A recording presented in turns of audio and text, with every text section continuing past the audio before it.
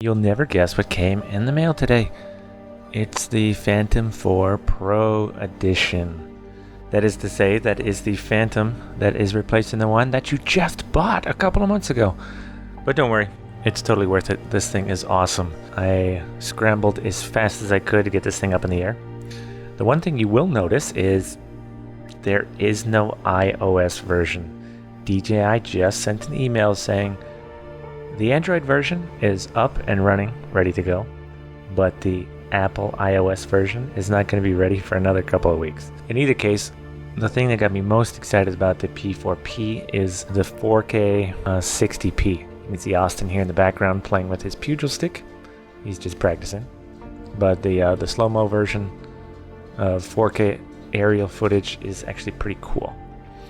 Put it up in the air and adjusted the color. Of course, it's in slow motion, but I am flying full speed towards the pavilion here. And anybody who is used to using a Phantom will immediately notice the props are visible in the shot. So I just tilt down a little bit and they go away. If you look at the roof here, we get a lot of moire.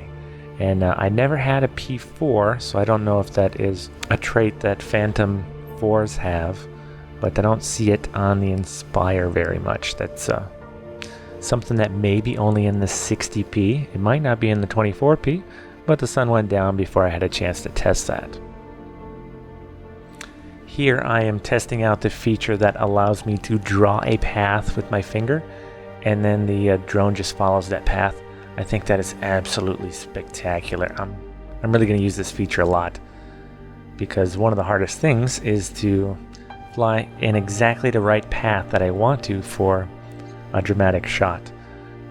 Definitely going to have to put it through its paces once I have more flight time during the day, but it seems to be a super cool thing. So the sun's just about to go down. I thought I'd catch some sunset shots. Right here I noticed that my gimbal is crooked, so while it's in the air I went ahead and adjusted the level of the gimbal to straighten that out. So super easy to do.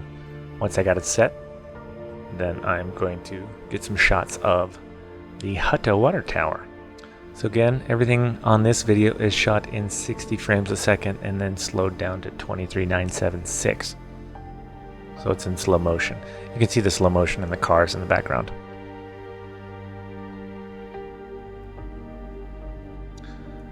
One thing I noticed is, especially compared to the other Phantoms, this works really well in low light. There's not a lot of noise in the shadows. And just like they said, the dynamic range is much better. Once again, I'm picking up a lot of moire patterns in there, and I will have to get back to you to let you know if that is a 60p thing or if it's inherent in the sensor.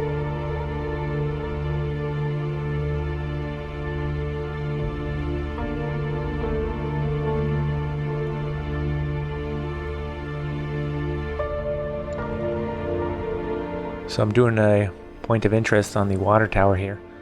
The colors it picks up are really nice. The dynamic range is also really nice.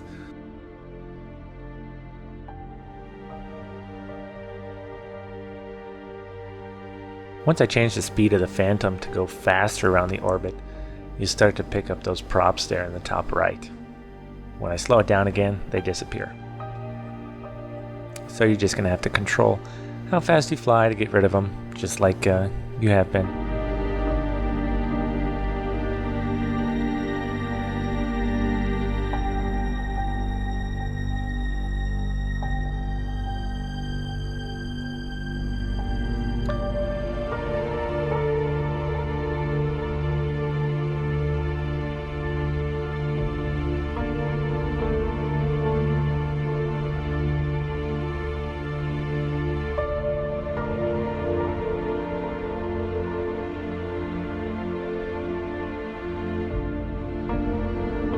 So here my gimbal tilt setting is a little fast, so I'm gonna have to turn that down the next time I put it up in the air. But it's still really smooth, and it gets very cinematic shots. The sensor that they have on this thing is much better than the other sensor. It's not quite X5 quality, but it's going to be almost indistinguishable to most people.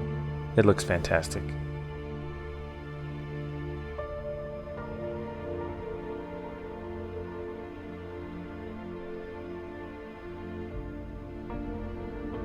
So DJI has really outdone themselves with the P4P. It makes it really exciting to find out what they're going to do on the P5 whenever that comes out.